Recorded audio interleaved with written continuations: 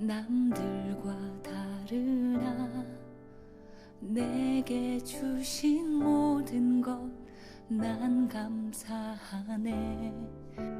하나님은 실수가 없으신 분이라 하나님의 계획을 나는 믿네.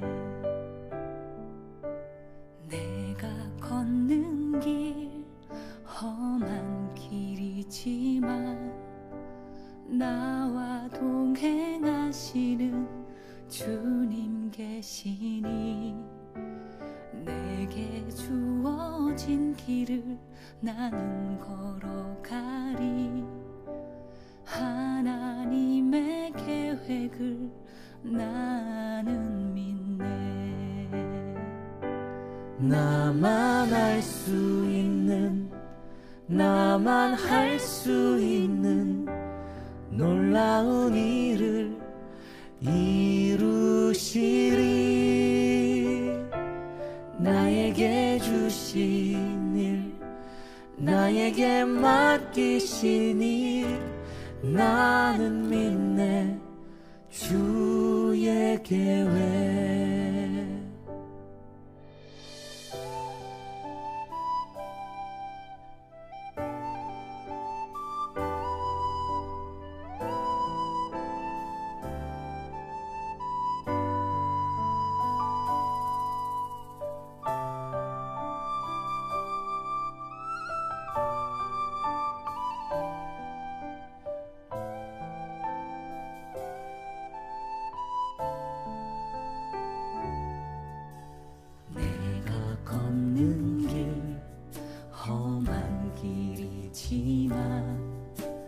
나와 동행하시는 주님 계시니 내게 주어진 길을 나는 걸어가리.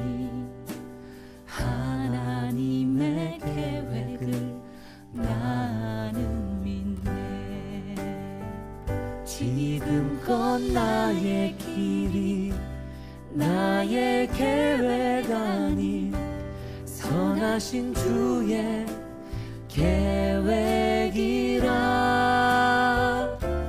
주님은 실수가 없으신 분이시니 주만 따라 난 살겠네. 나만 알 수 있는, 나만 할 수 있는 놀라운 일을 이루시리. 나에게 주신 일, 나에게 맡기신 일 나는 믿네. 주의 계획, 완전한 계획 나는 믿네.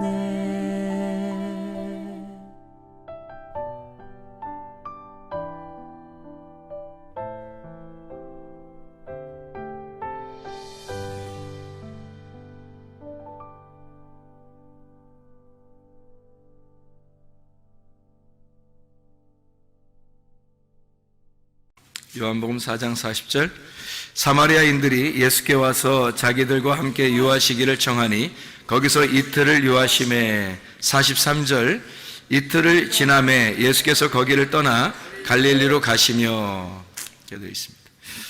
이틀, 왜 하필 이틀을 있었을까? 또 이틀을 유하시려고 했을까? 이틀이라고 하는 건 하나, 둘, 셋, 넷 할 때 뭐예요? 하나, 둘, 셋, 넷 할 때 둘이죠? 1, 2, 3, 4 할 때는 2고. 그러니까 하필 이틀을 유하시고 하필 둘이고. 이건 무슨 말이냐면 성경은 다 둘로 이루어졌다 이런 말이에요, 사실은. 그러니까 성경은 하나가 아니라 다 둘로 이루어졌어요. 그래서 둘을 잘 알면 그 둘을 통해서 하나를 깨닫게 되는 거거든요. 그래서 둘로 이루어진 그 성경을 우리가 좀 같이 좀 보도록 하려고요. 요한복음 1장 1절부터 5절까지 말씀, 요한복음에 있는 것을 주로 이렇게 보다 보면 두 개로 다 이루어졌다는 것을 우리가 성경을 볼 수 있습니다. 요한복음 1장 1절부터 5절까지의 말씀 보면 뭐와 뭐로 이루어졌어요? 어둠과 빛으로 이루어졌다. 이렇게 두 개로 나누어져서 이루어진 걸 볼 수 있죠. 1장 43절부터 51절까지 말씀 보면 나다나엘이라는 사람을 우리가 볼 수 있습니다. 이 나다나엘이라는 사람을 이렇게 주님이 부르시고, 그리고 여기에서 예수님과 나다나엘이 이야기하는 그런 장면이죠. 그래서 나다나엘과 예수님이 둘로 이렇게 나타나서, 물론 이제 빌립이 중간에서 소개를 시켜줬지만 나다나엘과 주로 이제 예수님하고 이렇게 서로 대화하는 그런 장면들을 우리가 볼 수 있죠. 요한복음 2장의 6절 말씀에 보면 2장 6절 말씀에 보면 유대인의 정결 예식을 따라 두세 통 드는 돌 항아리 6이 놓였는지라 이렇게 되어 있죠. 그래서 6 항아리가 있는데 두세 통 드는 돌 항아리 6이 놓였다니까 6개구나 이렇게 생각을 할 수 있잖아요. 근데 6 항아리에 뭘 채워요? 6 항아리에 물을 채우라고 그래요. 그죠? 물을 채우라고 그러는데 그 물이 뭐로 돼요? 포도주가 되죠. 그래서 물과 포도주라고 하는 이 둘로 나누어서 설명을 해주고 있는 그런 장면이죠. 요한복음 3장 1절 말씀에 보면 누가 나오죠? 니고데모라고 하는 사람이 유대인으로서 나오고, 그 다음에 요한복음 4장 7절 보면 뭐라고 나오죠? 누구 나오죠? 사마리아 여자이 나오죠. 그러면 누가 하면 요한복음 이제 3장 1절은 니고데모라는 사람이 나오고, 요한복음 4장 7절에는 사마리아 여자가 나오고, 그러면 여기 있는 둘은 서로 떨어져 있는 사람이 아니라 둘을 통해서 하나를 설명하려고 하는 그런 내용이라고 제가 설명을 한번 해드린 적이 있죠. 그러니까 니고데모라고 하는 사람과 사마리아 여자, 이름 없는 그 사마리아 여자, 이 두 사람은 관계가 떨어져 있는 사람이 아니라 사실 니고데모가 사마리아 여인이 되어 신랑 대신 주님을 만나는 것이다. 이렇게 보면 오히려 성경이 더 이해가 되는 말씀이에요. 그러니까 니고데모가 따로 만나고 사마리아 여자가 따로 만난 것처럼 보이지만 사실은 니고데모는 굉장히 유명한 사람이고 이름 있고 유명한 사람이고, 사마리아 여자는 이름도 없는 그런 사람이었죠. 근데 이름 있는 그 유명한 사람을 이름 없게 만들어서 주님이 만난다. 그래서 니고데모는 예수님을 찾아온 사람이고 사마리아 여자는 예수님이 찾아간 사람이다. 어떻게 해야지 구원을 받는다고요? 주님이 찾아오셔야 구원을 받아요. 그러니까 우리가 열심히 찾아간다고 구원받는 게 아니고, 뭐 열심히 찾는 건 우리들이 해야 할 일이지만 주님이 찾아오셔야 구원을 받는다. 그게 성경에서 우리에게 가르쳐 주시는 말씀들입니다. 요한복음 3장 5절 6절의 말씀에 보면요, 예수께서 대답하여 진실로 진실로 내게 이르노니 사람이 물과 성령으로 나지 아니하면 하나님 나라에 들어갈 수 없느니라. 여기도 거듭나고 구원받는데 몇 개가 필요하대요? 2개가, 그렇죠? 2개가 필요하다. 물과 성령이라고 하는 2개가 필요해서 이 2개를 통해서 너희가 구원을, 거듭남을 받을 수 있다. 이런 얘기를 하면서요, 6절의 말씀에 보면 육으로 난 것은 육이고 영으로 난 것은 영이어야 된다. 이렇게 얘기해요. 그러니까 뭐와 갈라진 거예요?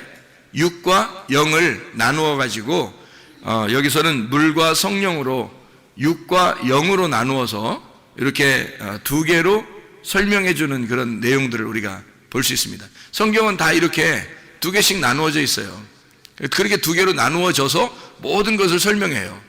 처음부터 그랬죠. 처음부터 창세기에 있는 창세기 2장에 나와 있는 그 나무가 있는데 그게 단수인데요, 그 나무 하나가 선악나무하고 생명나무 2개를 설명하려고 하나의 나무를 갖다 등장시킨 거예요. 그래서 이 2가지가 있더라 이렇게 설명을 한 거죠. 그러니까 성경 하나가 선악과와 생명과라는 이 2개로 성경이 이루어졌다라는 것을 우리에게 설명해 주는 겁니다. 마치 이제 죽음과 부활을 이렇게 말해주는 것처럼 이 땅에서는 율법을 통해서 죽어야 되는 것을 설명하고 저 하늘에서는 영적으로 살아야 된다는 것을 의미하는 이렇게 두 개로 나누어서 설명하는 그런 내용을 우리가 볼 수 있습니다. 그런가 하면 이제 요한복음 6장을 또 이렇게 보면요, 요한복음 6장 49절 말씀 보면 이렇게 되어 있습니다. 요한복음 6장 49절에 이게 요한복음 6장은 생명의 떡에 대한 이야기인데요, 만나와 생명의 떡에 대한 얘기인데 요한복음 6장 49절에 보면 너희 조상들이 광야에서 만나를 먹었는데 죽었다 이렇게 되어 있죠. 광야에서 만나를 먹었는데 죽었다. 50절에 보니까 이는 하늘에서 내려오는 떡이니 사람으로 하여금 먹고 죽지 않게 하려 하는 것이니라. 이제 누구를 설명하는 거냐면 예수님을 이야기하는데 너희들 조상들은 만나를 먹고도 죽었는데 나는 하늘에서 내려온 떡이고 그것을 먹는 사람은 죽지 않게 될 것이다 라는 것을 설명하려고 해놓은 얘기죠. 그죠? 51절에 보니까 나는 하늘에서 내려온 살아있는 떡이니 사람이 이 떡을 먹으면 영생하리라. 내가 줄 떡은 곧 세상의 생명을 위한 내 살이니라 하시니라. 이렇게 이야기를 했습니다. 그러니까 여기서는 뭐와 뭐를 비교한 거예요? 모세의 광야의 떡과 그리고 예수님의 생명의 떡, 요거를 설명해 두 개를 구분해서 나누어서 설명해 주고 있는 얘기죠. 여기에 떡이 있고 살아있는 여기 만나를 먹는 그 떡이 있고요, 그리고 살아있는 떡이 있습니다. 만나는 모세가 광야에서 준 것이고, 그리고 예수님은 이제 살아있는 생명의 떡이라 그래요. 예수님이 그 뭐라고 그래요? 마귀한테 시험 받을 때 사람이 뭐로 살 수 없고 뭐로 산다고요? 떡으로만 살 것이 아니고 하나님의 입에서 나오는 말씀으로 사는 것이다, 이렇게 이야기를 했습니다. 그러니까 사람이 떡으로 사는 것이 아니라 말씀으로 산다. 그러면 떡은 전혀 우리가 먹지 말아야 되는 건가요? 빵도 전혀 먹지 말아야 되고 밥도 전혀 먹지 말고 말씀으로만 살아야 되나요? 아니죠. 그러니까 이걸 먹으면서 그건 이 땅에서 꼭 필요한 건데 하늘의 양식이 꼭 필요하다 해서 땅의 양식과 하늘의 양식을 비교해서 이야기하는 거죠.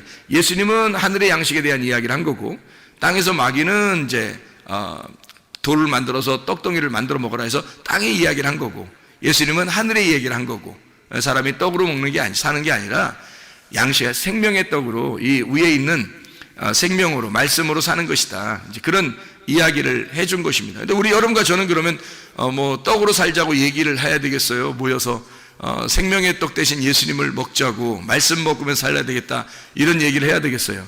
우리 모여서 교회 모인 사람들은 다 생명의 떡 대신 예수님 먹자고 모인 것입니다. 이 세상의 떡 먹자고 모인 것이 아니라는 거죠. 근본적으로 그걸 알고 모여야 된다는 거예요. 근본적으로 그게 교회라는 겁니다. 그래서 모세의 광야의 떡과 예수님의 생명의 떡, 그래서 떡이라고 하는 것이 뭐하고 딱 연결해 놨어요? 살이라고 하는 것과 연결해 놨어요. 이 살이라고 하는 것과 연결해서 이것은 나의 살을 너희가 먹으면 이렇게 되죠. 나의 살을 먹으면 너희가 영생하게 될 거다, 그렇게 이야기를 해요. 그러면 여기서 예수님이 말하는 나의 살을 먹으면 너희가 영생할 것이다, 그러면 그 말은 어떤 의미예요? 그럼 예수님을 먹으면 예수님을 먹으면 영생한다, 그 말은 어떤 의미예요? 그 살이 떡이거든요. 피가 포도주고, 그죠? 주의 만찬에서도. 그래서 떡과 포도주라 그래요. 살과 피, 이렇게 두 개씩 이렇게 나눠서 얘기한단 말이에요. 그 출애굽기에 보면, 창세기죠. 창세기에 보면 요셉이 감옥에 들어갔을 때 관원장들이 이제 감옥에 들어왔죠. 관원장들이 감옥에 들어와 가지고 한 사람은 어떤 꿈을 꿔요? 떡반죽 그릇, 떡 그릇을 이렇게 이고 있는 거. 또 한 사람은 술을 담아 가지고 있는, 포도주를 담아 있는 거. 그래서 포도주 담아 있는 관원장은 살고, 그죠? 그리고 이쪽에 있는 떡 관원장은 죽고, 그랬죠? 예, 그 살을 말하기 때문에 그래요. 죽음을 의미하기 때문에 그런 겁니다. 그 피는 이제 예수의 피, 생명을 말하기 때문에, 그래서 사는 것을 의미하는 것이고 생명을 말하는 거고, 떡은 죽는 걸 의미하는 거고요. 그러니까 이게 떡이라고 하는 게 뭐하고 연결된 거냐면 살이라고 하는 것과 연결된 거예요. 살. 그러니까 살과 떡. 살이라고 하는 건 성경에서 말하는 살, 이거는요 육신이거든요. 육신. 사르크스입니다. 이 사르크스가 죽으면 어떻게 된다고요? 사르크스가 죽으면, 그러니까 바사르라고 하는 것이 죽으면, 구약에 있는 바사르 육체가 죽으면 바사르가 된다 그래요. 그 바사르가 죽으면 바사르가 된다. 바사르가 죽는단 말은 육신이 죽으면 이 말이고, 바사르가 된다는 말은 복음이 된다 그 말이거든요. 그래서 바사르라는 단어가 육체라는 단어와 복음이라는 단어를 같이 쓴단 말이에요. 그래서 복음이라고 그럴 때도 바사르라고 쓰고, 육체라고 쓸 때도 바사르라고 쓴다. 이것이 이제 신약에서는 사르크스거든요. 그럼 사르크스라고 하는 살, 이 살을, 내 살을 먹어라 그거예요. 내 살을 먹어라. 그러면 육신을 먹어라 이 말이잖아요. 그런 육신을 먹어라 그러면 네가 영생하리라 그 말인가요? 아니죠. 예수님이 죽으면 복음이라고 하는 것이 너희를 먹을 것이다. 복음이라는 걸 먹는 것이고, 그 복음을 먹으면, 예수가 복음이니까 그 복음을 먹으면 너희는 영생할 것이다 이 말이죠. 자, 뭘 먹으면 죽는다는 거예요? 만나, 광야에서 있는 만나, 조상들이 먹던 그 만나를 먹으면 죽는다 그런 거고, 예수님의 살을 먹으면 산다 그렇게 얘기하는 거예요. 그러니까 이 예수님의 살이라고 하는 것은 그냥 육신을 말하는 거겠어요? 복음을 얘기하는 거겠어요? 복음을 말하는 거라는 거죠.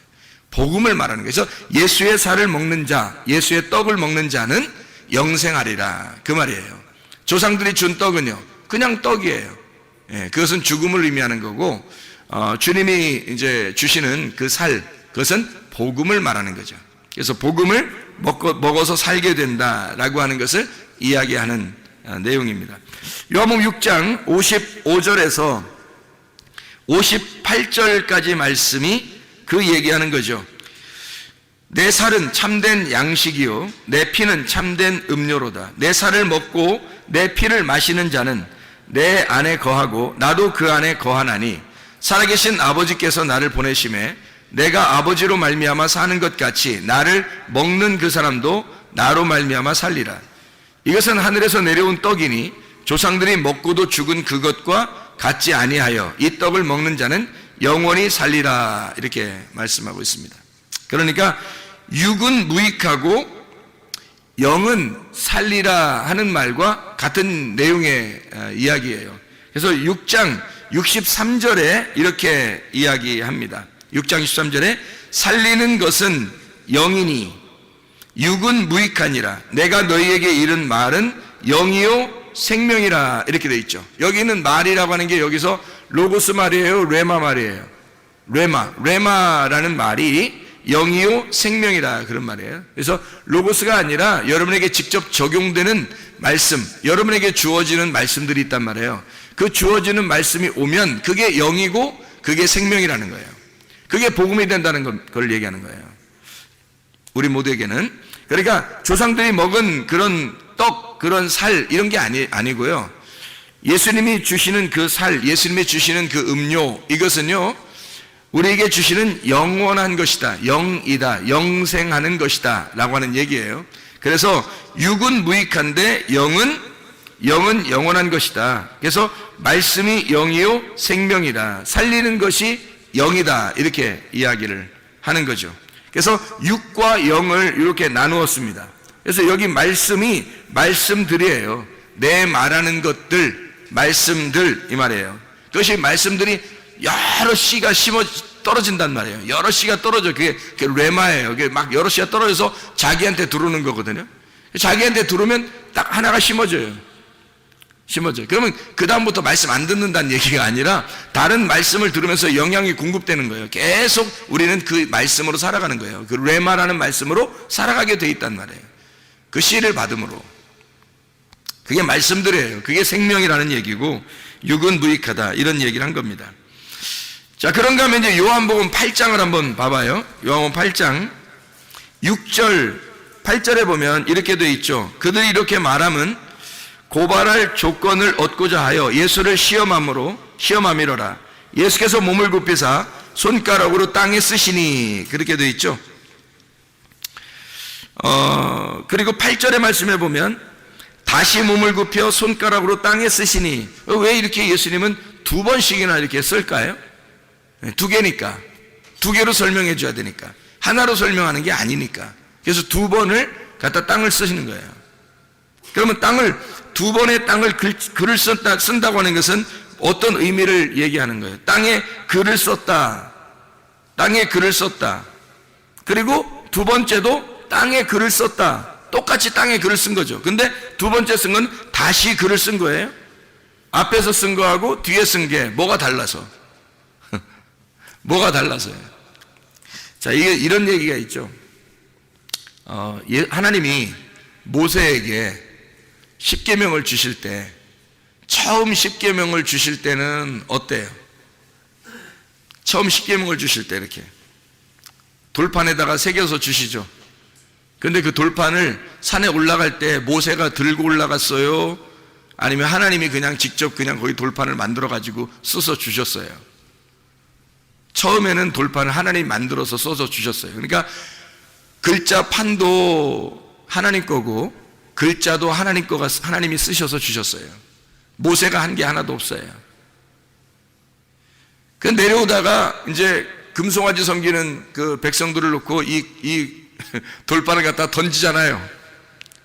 던지는데 이렇게 뭐 어떤 영화처럼 딱 던질 때 다시 손에 싹 들어올 수 있잖아요. 하나님이 그렇게 못하나요? 그 정도로 하나님이 이렇게 십계명을 돌판을 만들어서 이렇게 글씨를 쓰시는 하나님이 그렇게 다 써서 다 이제 띄어가지고 이제 딱 두 개를 이렇게 딱 들고 이제 멋있게 내려오는데 사람들이 죄를 져서 이거 안 되겠다. 그래서 이걸 갖다가 막 던져버렸단 말이에요. 던지면 세게 확 던졌는데 다시 던지면서 쫙 나가다가 다시 자기한테 탁 돌아오게 할 수 있어요, 없어요? 하나님이 있죠. 충분히 할 수 있습니다. 그 정도 능력. 아니 처음부터 글씨를 쓰신 분이 하나님인데 그거 내 거를 어디다 던져 그러면서 내 거를 어디다 던져 그러면서 다시 확 가슴으로 들어오게 할 수 있죠. 근데 그렇게 안 하시죠. 그렇게 할 수 있는 능력이 있으신 분인데 그렇게 안 하신다고 그냥 다 깨지도록 만들어버려요. 그렇죠? 그래 놓고서 다 깨뜨리니까 이제 하나님도 어떻게 다시 써줘야 되겠죠. 그래서 모세한테 뭐라 그래요? 이제 네가 돌판 깎아서 가져오라 그래. 하나님이 돌판 깎는데 상당히 좀 시간이 걸리고 그래서 그런가요? 글씨 쓰는 건 괜찮은데 말씀이니까 말씀이니까 막 쓰나 내려가는 건 쉬운데 돌판 깎는 건 좀 힘들어서 이제 깎아 올 때는 이제 네가 네가 깨뜨렸으니까 올 때는 네가 이게 돌판 깎아서 가져와라. 그래 힘들어서 그랬을까요? 아니면 뭔가 이유가 있을까요? 뭔가 이유가 있겠죠. 그죠? 그래서 돌을 이렇게 깎아 가지고 모세가 가져갔어요. 가져가니까 하나님이 거기다가 글씨를 갖다가 이제 하나님이 쓰시는 거예요. 거기다가. 왜 그렇게 하실까요? 그래서 법궤 안에다가요. 법궤 안에 집어넣은 십계명은 요겁니다. 모세가 깎아 가지고 가서 하나님이 글자를 써준 그 돌판을 집어넣으란 거예요. 법궤에다가. 그거 들고 다닌 거예요. 왜 하나님은 그런 식으로 했을까? 이 일을? 하나님이 직접 다 하면 좋은데 왜냐하면 두 가지이기 때문에 그렇습니다. 성경은 두 가지로 나오기 때문에 그래요. 예. 그러니까 첫 번째 것은 깨져야 할 돌판이에요. 두 번째 것은 깨지면 안 된다는 거죠. 첫 번째는 왜 깨져야 되는 거예요? 그럼 하나님이 이 땅에 오셔서 말씀이 이 땅에서 죽으셔야 되니까 너희들이 죄를 짓는 것에 대해서 주님이 오셔서 죽으시는 걸 말하는 거예요. 그리고 두 번째 다시 만든 그 돌판 거기다 글씨만 써줘요. 그럼 이건 누가 만들었다고요? 자기가 만들었다고요. 자기가 만든 그 마음에 자기가 만든 거에 하나님께서 심어주는 거죠. 말씀을 신비의 말씀을 심는 거예요.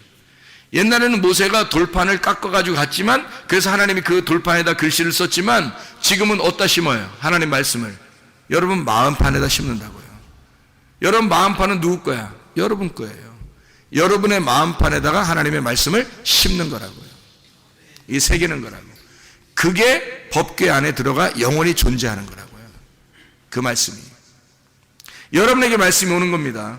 각자에게 하나님이 주시는 그 말씀이 여러분은 이거는 계속 보존하라고 주님 말씀하셔요. 첫 번째 거는 깨뜨리고 두 번째는 그냥 두시죠. 자, 그래서 예수님도 글을 쓰실 때 땅에다가 뭐 사람들이 막 연구 엄청 합니다. 이거 무슨 글자 썼나? 무슨 글자 써요? 딱 보면 몰라요. 거기 써 있잖아요. 죄 없는 놈이 쳐봐라. 딱 보면 몰라요? 그걸 써놨잖아요. 죄 없는. 아니, 그 글자 써놓고 얘기 한번 하면 똑같은 거 아니에요, 그거? 죄 없는 놈이 한번 쳐봐. 이거, 자, 보세요. 그러면 지금 이 글자를 처음에 쓸 때는 뭘 쓴 거예요? 2번 썼으니까. 첫 번째 쓸 때는 뭘 썼겠어요? 너 죄인이라는 걸 썼겠죠. 너 죄인이니까 너도 죽어야 돼. 한 번 쓰고. 두 번째, 그 죄를 지었지만 내가 그것 때문에 왔어. 두 번째, 너에게 은혜를 베풀 거야. 죄 없는 놈만 한번 쳐봐. 니네가 율법이라고 그러니까 율법을 한번 다 쳐봐. 어떤 놈이 안 걸리는 놈이 있나. 그리고 두 번째, 땅에다가 글을 쓰셔요. 그때 이 말씀들을 깨닫는 겁니다. 이 사람들이요, 이 말씀이었구나 라고 2번의 십계명을 깨닫는 겁니다. 거기서 깨닫고 직접 보세요. 예수님이 하나님인데 하나님이 땅에다가, 이 땅에다가요, 글을 막 이렇게 쓴 건 또 이게 참 엄청 특별한 거 아닙니까? 생각해 보세요. 십계명에다만 글 써야 돼요?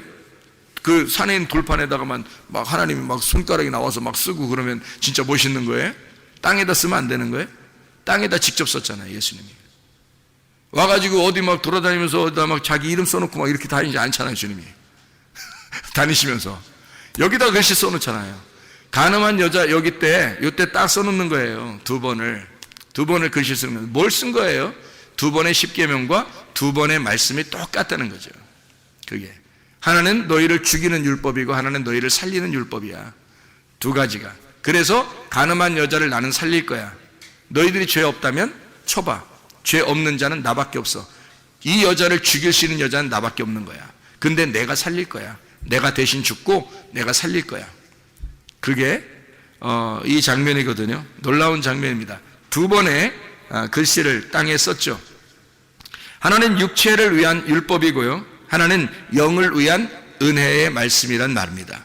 이해가 되겠어요? 이렇게 두 개로 나누어져 있다고요. 성경이 그렇게 나누어져 있어서 주님이 그걸 설명하는 거예요.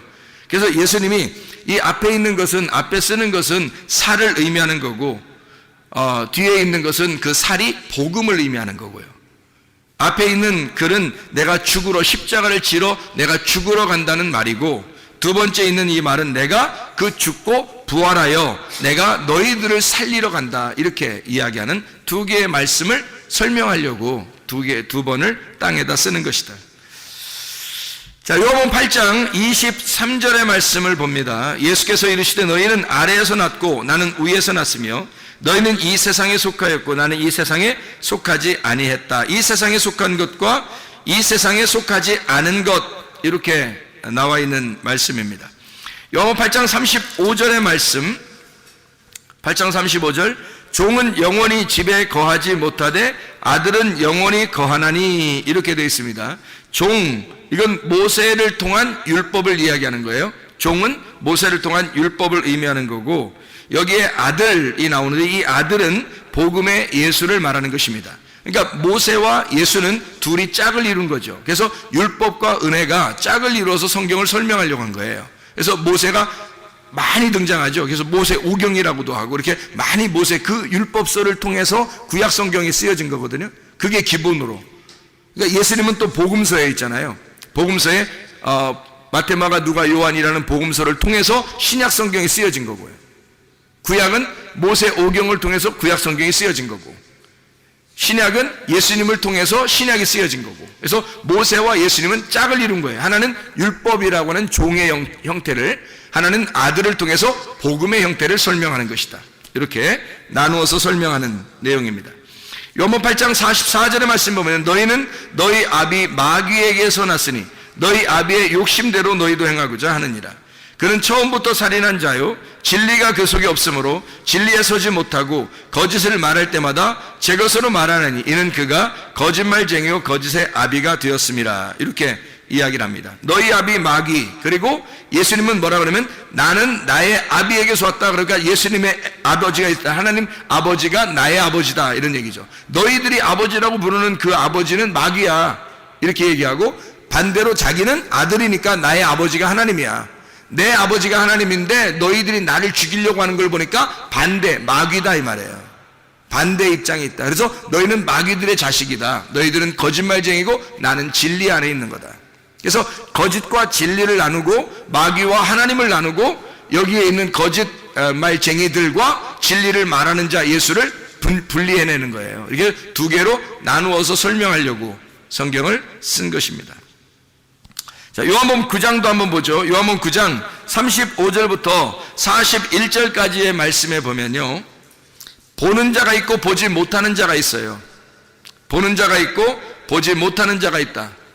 잘 생각해 보세요. 보는 자는 예수님께서는 뭐라 그래요? 원래 보지 못하는 자가 죄인이거든요. 그래야 이제 보게 하는 것이 주님의 뜻인데, 예수님이 볼 때는 보는 자를 여기서 뭐라 그러냐면 죄인이다 이렇게 말해요. 너희가 본다고 그러니까 죄가 그대로 있다 이렇게 말하고, 너 보지 못하면 죄가 없을 텐데 그래요. 그러니까 소경이 죄가 없다는 거예요. 죄인은 보는 자를 죄인이라고 그러고 진짜 맹인이라 그렇게 말해요. 여기서 보지 못하는 사람을 맹인이라고 그러는데 이 사람은 의인이라고 그럽니다.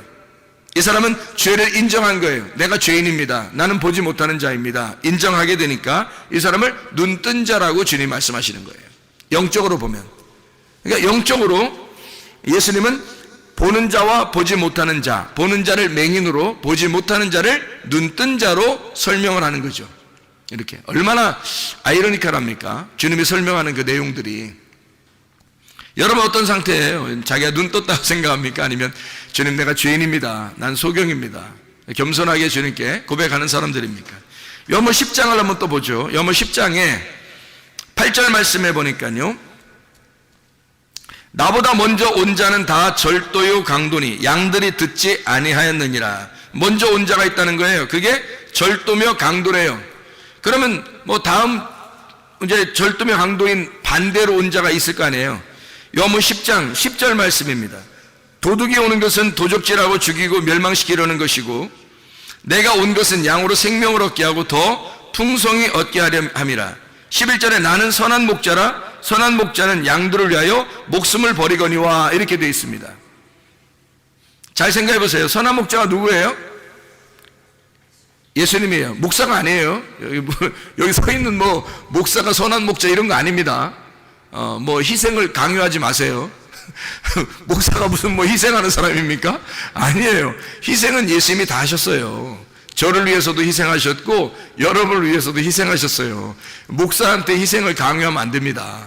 목사가 양심상 자기 양심상 바르게 살려고 하는 거지 이게 뭐 희생을 여러분이 강요할 의무는 없어요. 저도 주님에게는 양이고 사랑스러운 양이고 여러분도 주님의 사랑스러운 양이에요. 우리는 목자는 예수님밖에 없어요. 그 목자가 선한 목자가 목숨을 버린대요. 그렇게 목숨을 버리신 거예요. 그렇게 십자가에 못 박혀 돌아가시면서 다 이루었다 그랬는데 목사가 또 죽어야 돼요? 그거 아니잖아요. 예수님이 다 이루었다 그러면 다 끝난 거예요. 그 빚이 다 끝난 거예요. 그러니까 선한 목자는 양들을 위해서 죽고 끝낸 거예요. 모든 빚을 다 갚으셨어요. 더 이상 목사가 대신 또 갚아야 될 게 없어요, 여러분. 아유, 목사님이 대신 또 십자가 따라가라겠잖아요. 따라가서 죽으라겠잖아요. 그러니까 그럼 나만 죽어야 돼요? 여러분 생각해봐요. 나만 따라가서 나만 죽어? 그게 뭐예요? 여러분 다 따라가자고 그러고 여러분이 다 십자가를 지고 자기를 부인하고 따라가는 그 말은 나에게도 하는 거고 여러분에게도 하는 거지. 예수님이 다 끝냈다니까요. 끝낸 그 예수님을 우리가 따라가는 거예요. 나도 따라가고 여러분도 같이 따라가자는 얘기지. 우리 목사님은 십자가를 지고 따라가서 죽어야 돼. 희생을 강요하지 말라고요. 그거 다 끝난 일이라고. 여러분과 제가 그 주님을 따라가는 거라고요. 어느 날 우리도 다 죽는다고요. 예. 자, 이래서 절도며 강도가 있고 그리고 선한 목자 예수님이 있단 말이에요. 이렇게 두 개로 나누어서 뭘 한다고요? 성경이라고 하는 이것을 설명하려고 하는 것이다. 이런 얘기죠. 그러면 절도며 강도가 뭐라고? 먼저 온 자라고요. 먼저 온 자. 먼저 온 자들이 누구예요? 성경에서. 대표적으로 성경에 먼저 온 자들이 누구예요? 아담, 노아, 아브라함, 모세, 다윗, 침례 요한, 이런 사람들이 먼저 왔잖아요. 그죠? 뭐 엘리야도 그렇고요. 예수님의 하나님의 그 말씀을 가지고 있는 자인데 하나님의 말씀을 가지고 그들이 먼저 왔다고요. 먼저 와서 사람들을 자기에게로 인도했단 말이에요. 그죠? 바리새인들도 마찬가지죠. 그들을 따른 거예요. 모세를 따르고. 이해가 돼요? 모세를 따르고 엘리야를 따르고 다윗을 따르고 노아를 따르고 아브라함을 따르고 자기들도 아브라함을 따라가는 자들. 근데 예수님은 그들에게 너희들은 아브라함의 자손이라고 아니야. 그게 너희들은. 그러니까 부자와 거지 나사로의 그 설명을 하면서 누가 아브라함 품에 있다고요? 거지 나사로가 있는 거라고 얘기하잖아요. 부자들 너희들이 있는 게 아니다. 너희들 말씀 안다고 아브라함 품에 있다고 하지만 너희들 아니야 이렇게 말하잖아요. 그러면 이 사람들은 지금까지 따라온 게 누군데? 아담, 노아, 아브라함, 모세, 다윗, 침례요한 다 따라왔는데요 그들이. 근데 아니라는 거예요. 그거 아니라는 거예요. 너희들은 그게 아니라는 거예요. 그래서 그걸 따라온 사람들이 지금 자기들은 최고로 잘 따라왔다고 생각해서 말씀을 잘 따라왔다고 율법적으로 자기들은 열심히 살았다고 하는 사람들이 바리새인들이에요.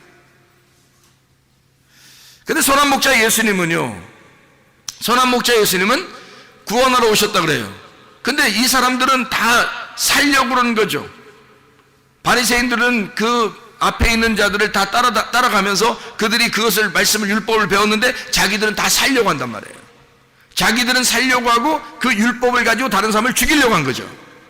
그죠? 근데 반대로 선한 목자는 어떻게 해요? 반대로 와요. 자기가 죽으려고 와요. 그러니까 완전 반대죠.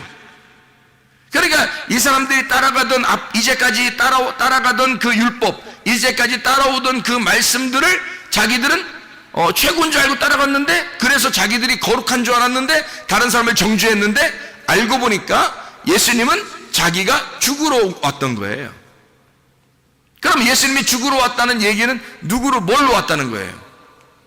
반대로 율법에 의하여 죽으러 왔다는 얘기를 얘기하려고 하는 건데, 죄인으로 왔다는 얘기예요. 그러니까 의인과 죄인을, 그러니까 땅에서 말하는 의인은 율법과 선지자예요. 그렇죠? 근데 땅에서 죄인대로 왔다는 거예요, 주님이. 그래서 예수님이 이 땅에 죽으니까 반대로 하늘나라 올라가니까 뭐가 돼요? 죄인이 의인 되는 거예요. 의인들은 죄인 되는 거고. 그래서 이 땅에서 눈을 뜬 자는 하늘나라에 눈 감은 자가 되는 것이고, 이 땅에 눈을 감은 자는 하늘나라에 눈을 뜨는 자가 될 것이다. 그런 얘기를 하는 거죠. 의의 문이 열리는 거죠. 안에서 문이 닫힌 사람들이 자기가 문이 닫혔다 이렇게 고백하는 사람들에게 눈이 열리는 거죠. 하늘의 문이 열리는 거예요. 그걸 부활했다 그러는 거예요. 무덤에서 부활했다. 무덤 문이 열렸다. 네 속에 있던 무덤 문이 열렸다. 그런 이야기를 하는 거죠. 요한복음 10장 26절 27절의 말씀입니다. 26절 27절. 너희가 내 양이 아니므로 믿지 아니하는도다. 내 양은 내 음성을 들으며 나는 그들을 알며 그들은 나를 따르느니라. 여기서 그들의 양이 있어요. 너희들 그들의 양과 내 양, 내 음성을 듣고 따르는 자, 내 양이 따르다. 그러니까 양이 다르다는 거예요. 그죠? 너희들의 양이 있고 예수님의 양이 있다는 거예요. 그러면 우리가 무슨 말씀을 따라 살고 있느냐, 무슨 말씀을 받기를 좋아하느냐, 어떤 말씀을 듣고 있느냐, 어떤 말씀이 내게 와 있느냐에 따라서 주님의 양이 될 수도 있고 주님을 대적하는 양이 될 수도 있다는 얘기예요. 상대방의 양, 그죠? 너희들의 양, 그러니까 율법과 선지자들의 양이 있고 은혜의 진리의 양이 있단 말이에요. 선한 목자 되신 예수님의 양이 있고 율법과 선지자들의 양이 있단 말이에요. 너희들은 그들 양이다. 그래서 26절 27절의 말씀에 너희가 내 양이 아니다 이렇게 얘기하잖아요. 그러니까 예수님 말씀 듣는 것이 아니라는 거예요. 예수님은 죽으러 왔는데 그 죽으러 오신, 그 양을 위해서 죽으러 오신 예수님을 따르지 않는다는 겁니다. 그 말을 듣지 않는다. 그러니까 예수님의 양이 따로 있다는 거예요. 너희가 믿지 않는 거예요. 믿지 않으니까 예수님의 양이 아닌 거고, 믿으면 양은 주님의 음성을, 주님의 양은 주님의 음성을 듣게 된다. 그걸 좋아하게 된다는 거예요. 그러면 그건 주님의 양이라는 겁니다. 그래서 주님을 믿고 따르는 겁니다. 어떤 말씀이 우리에게 와 있느냐 하는 얘기고요. 그 진리의 말씀을 우리는 따르셔야 돼요. 예수 그리스도를 따라가셔야 됩니다. 예, 다른 양이 돼서는 안 되는 거예요. 다른 걸 이렇게 다른 말씀들, 이상하다 다른 말씀들, 내가 좋아하는 뭐 이런 거 아니에요. 그렇게 하면 안 되고요. 주님의 말씀이 있어야 돼요. 진리의 말씀. 성경은 이렇게 두 개로 나누어져 있기 때문에 자칫 잘못하면 앞에 걸 선택할 수 있어요. 뒤에 걸 선택해야 되는데 앞에 걸 선택하면 오랫동안 선택할수록 우리는 손해를 봐요. 왜냐하면 그것이 오히려 나를 절도며 강도가 되기 때문에 그래요. 나한테. 그럼 우리는 모든 걸 다 잃어버립니다. 물론 잃어버려야죠. 그래서 모든 걸 잃어버릴 때 그 순간이 오면 나를 다 잃어버리고 절망 가운데 있을 때 새로운 목자가 나타나시는 거죠. 레마로. 근데 그게 너무 늦지 않기를 바랍니다. 그게 너무 늦지 않기를. 주의 말씀을 들을 때 우리는 주님의 음성을 듣고 주의 말씀을 따라 사는 사람들이 되셔야 합니다. 요한복음 11장 43절 44절의 말씀에 보면요, 이 말씀을 하시고 큰 소리로 나사로야 부르시니 나오라, 나사로야 나오라 부르시니 죽은 자가 수족을 배로 동인 채로 나오는데 그 얼굴은 수건에 쌓였더라. 예수께서 이르시되 풀어놓아 다니게 하라 하시니라. 이렇게 되어 있죠. 나사로는 성경에서 어떤 사람이에요? 죽은 자죠. 예수님은 어떤 자예요? 자, 나사로는 죽은 자고 그 무덤에 있는 거고요. 예수님은 누구예요? 여기서 그러면 죽은 자를 살리는 분이잖아요. 그죠? 죽은 자를 살리는 분이니까 죽은 자와 죽은 자를 살리는 분이 있어요. 그러면 여기서 나사로는 죽은 자인데 이 죽은 자를 뭐라고 표현해요? 묶여있는 자라는 얘기예요. 묶여있는 거를 죽은 자라 그렇게 표현하는 거예요. 그럼 묶여있는 자를 다른 말로 따지면요, 깨닫지 못하고 있다는 얘기입니다. 깨닫지 못하고 있다. 이렇게 깨닫지 못하고 묶여있는 나사로를 예수님을 만나면 예수님이 와서 어떻게 이거를 풀어주죠. 자유롭게 풀어줍니다. 묶인 것을 풀어주는 거예요. 그러면 풀어준다는 말을 다른 말로 말하면요, 깨닫지 못하고 있는 걸 깨닫게 해주고 있다는 얘기입니다. 그럼 풀리는 거죠. 무덤에 갇혀 있는데 무나메이온이라고 하는 이 기억 상실, 생각이 없는 그것에 막혀 있는 그 기억이 기억이 딱 매여 있는, 묶여 있는, 풀어지지 않는 풀어지지 않는 그 생각을 주님이 이 무덤을 열어서 이 기억을 되살리는 겁니다. 생각을 갖다가 생각나게 만들어 주시는 거예요. 이게 부활이라고요. 주님은 풀어주는 자고 나사로는 죽은 자라는 거죠. 주님은 살려주는 자고 나사로는 죽은 자고. 이해가 되겠어요? 이게 두 개로, 하나는 죽는 자요, 하나는 살려주는 자로 두 개로 설명하고 있잖아요. 자, 또 한번 봅니다. 요한복음 16장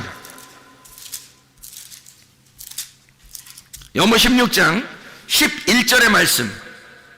심판에 대하여라 함은 이 세상 임금이 심판을 받았음이라.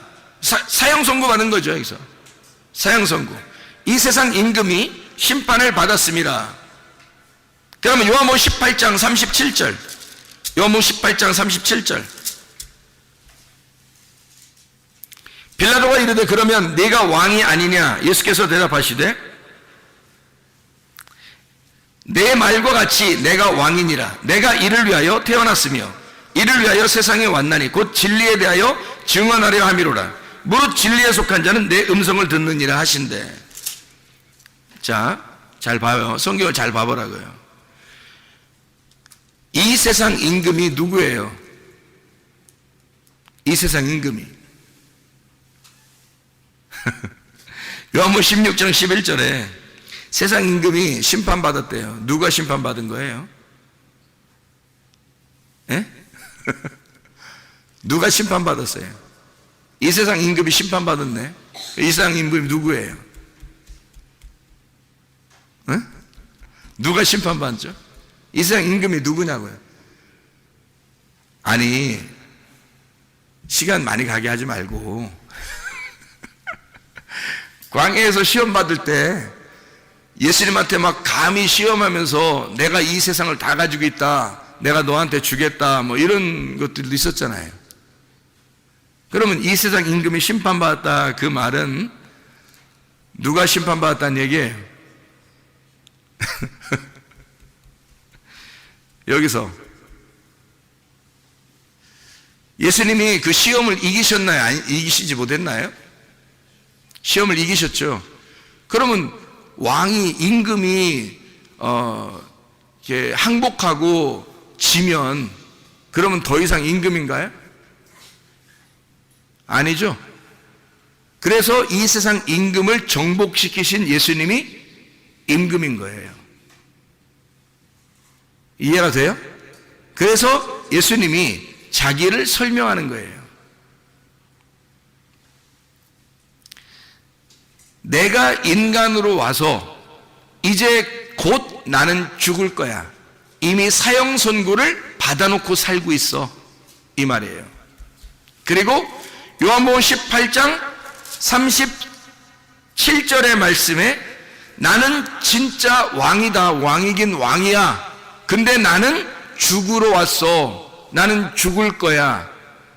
그런데 빌라도가 뭐 그런 게 있어. 왕이 뭐 죽고 그래. 그러니까 예수님이 뭐라 그래요? 나는 하늘의 왕이야.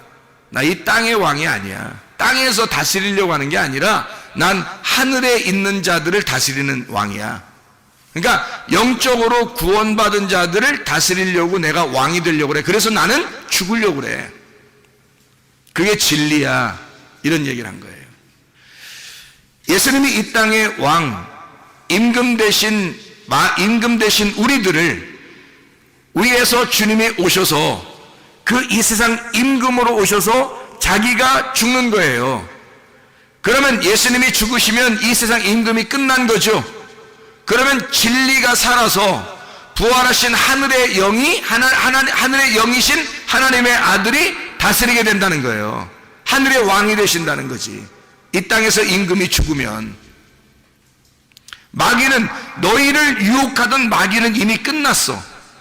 그래서 내가 너희들이 왕이라고 여겼던 그 왕의 입장에서 내가 죽을 거야.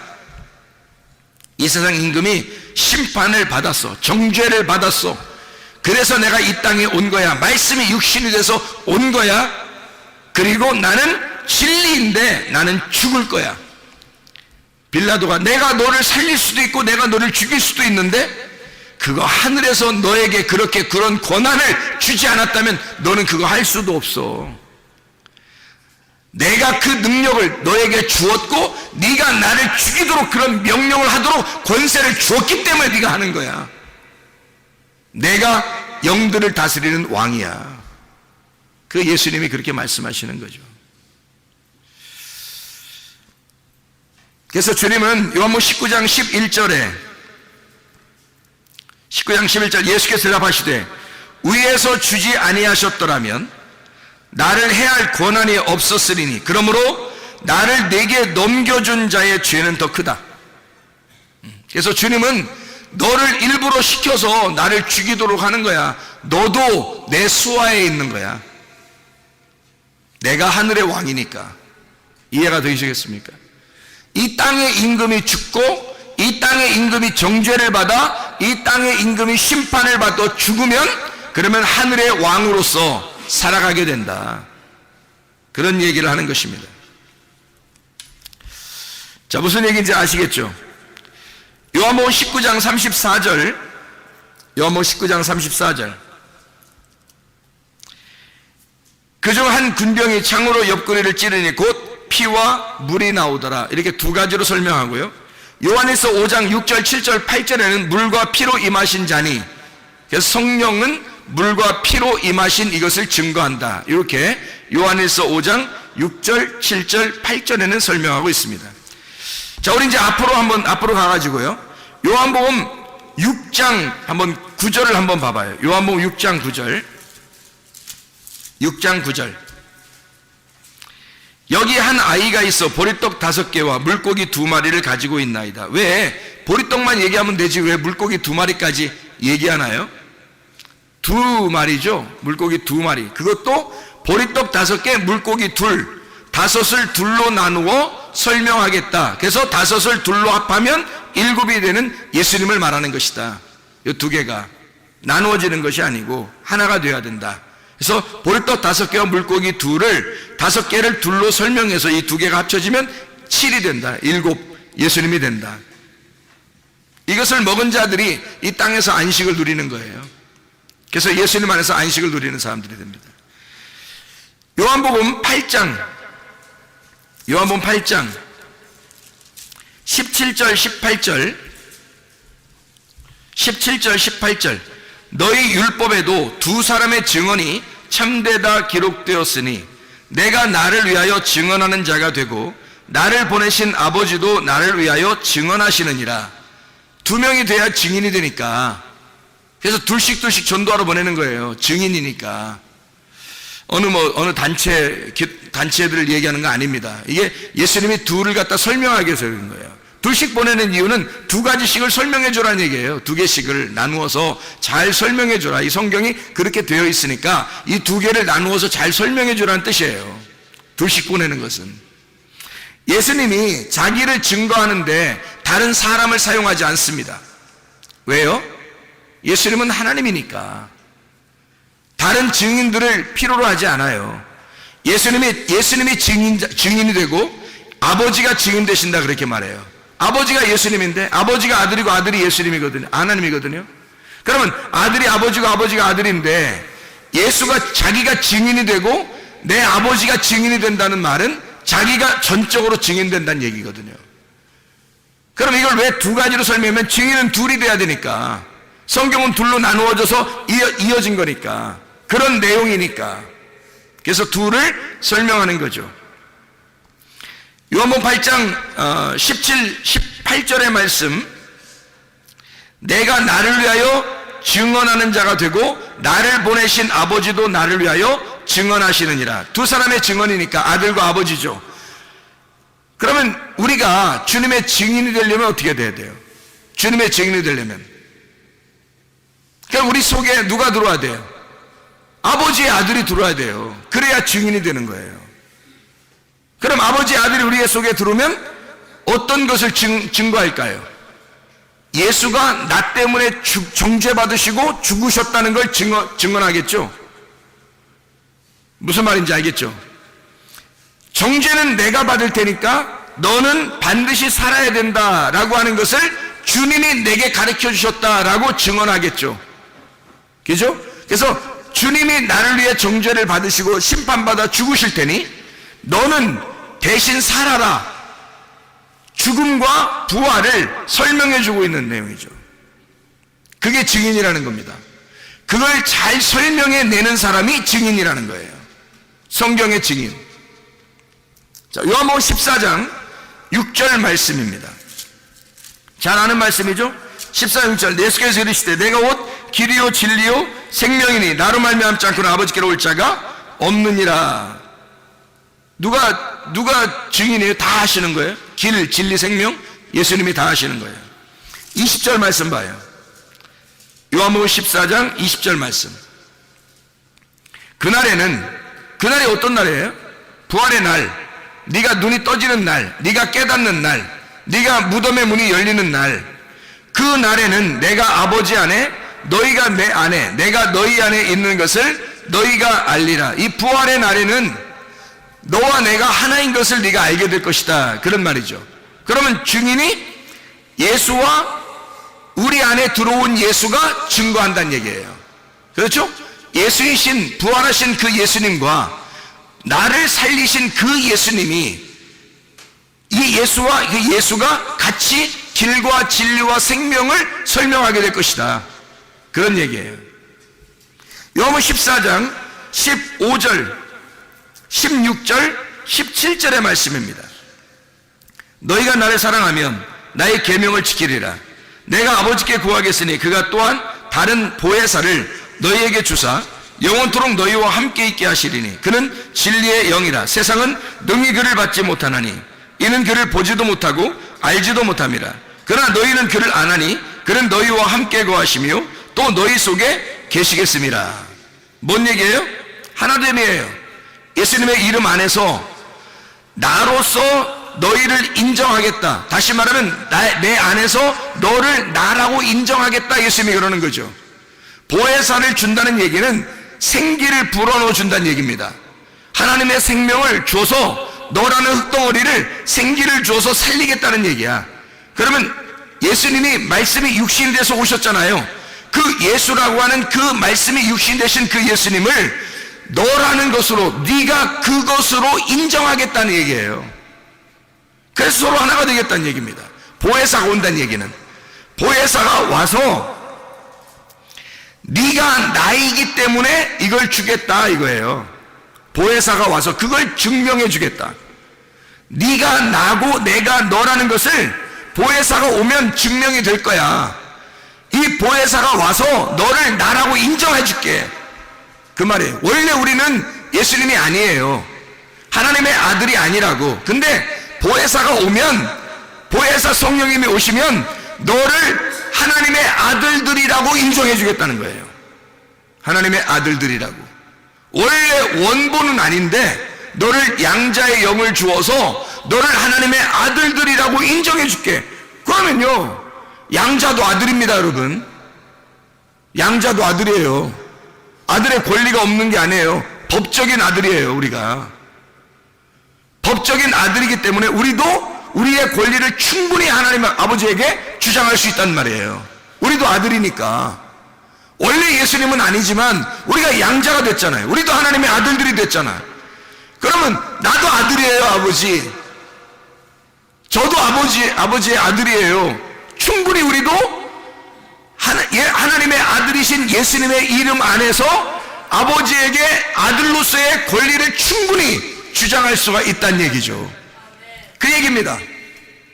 너희가 내 안에 거는, 이 보혜사 성령이 오시면 그걸 다 알려주겠다는 거예요. 그렇게 만들어 주겠다는 얘기입니다. 놀라운 얘기죠.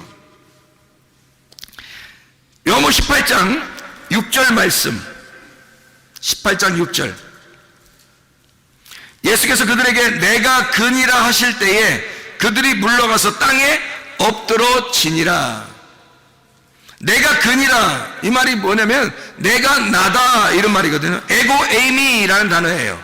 출애굽기 3장 14절에 나는 스스로 있는 자다 라는 말이 에고 에이미라는 말이거든요. I am who I am, 나는 나다 이런 말이에요. 나는 존재다, 내가 살아있다, 내가 생명이다 이런 말이에요. 예수님이 나는 생명이다, 나는 스스로 있는 자다, 내가 하나님이야, 내가 그 여호와야, 너희들이 따랐던 그 여호와야 라고 하니까 사람들이요 물러가서 땅에 엎드러져요. 왜냐하면 스스로 있는 자 앞에 굴복하는 겁니다. 주님이 내가 나야 라고 하니까 다 엎드러지는 거예요. 요한복음 18장 6절의 말씀이죠. 그렇죠? 요한복음 18장 9절 말씀 하나만 보고 마치도록 하겠습니다. 요한복음 18장 9절 말씀 보니까 이렇게 뭐라고 되어 있어요? 이는 아버지께서 내게 주신 자 중에서 하나도 잃지 아니하였사옵나이다 하신 말씀을 응하게 하려 함이라. 이게 무슨 말이에요? 여기 사람들이 누굴 찾는, 이제 예수님이 누굴 찾느냐 그래요. 만약에 예수님이 여기서 내가 그니라 했는데 다 엎드러졌어요. 어떻게 잡아요, 예수님을? 그러니까 예수님이 뭐라고 그러냐면 누구 찾냐 이렇게 물어봐요. 그래서 사람들이 뭐라면 나사렛 예수라 그렇게 말하잖아요. 그러니까 예수님 말하기를 내가 그니라, 나야 이렇게 말하잖아요. 나를 찾거든 이 사람들이 가는 것을 용납하라 이래요. 거기서 예수님이요 참 놀라운 의리 하나를 지켰다 그런 거예요. 왜 좀 멋있는 사람이 이러잖아요. 영화에서도 멋있는 사람은 내가 다 당할 테니 이들은 다 가라고해라. 이들은 다 너희들은 다 집에 돌아가, 내가 다 담당할 테니까 뭐 이런 거 있잖아요. 뭐 멋있게. 여기서도 꼭 영화 장면 같잖아요. 두목 예수님이 부하들을 집에 좀 보내달라. 내가 두목만 잡으면 되지 않냐, 나만 잡으면 되잖아, 다 보내라.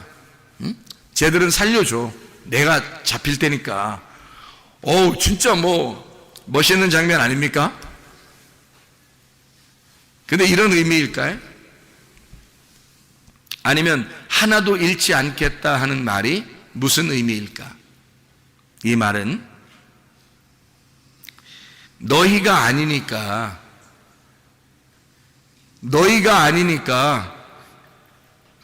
너희 일이 아니니까, 너희들의 일이 아니니까.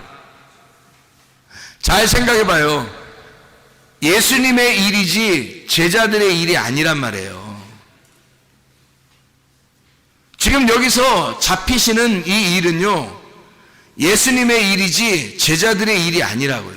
제자들이 감당할 만한 일이 아니라고요. 이게 예수님이 다 짊어지셔야 할 예수님의 일이었다고요. 예수님의 사역, 그리스도의 사역, 제자들의 사역이 아니라고요.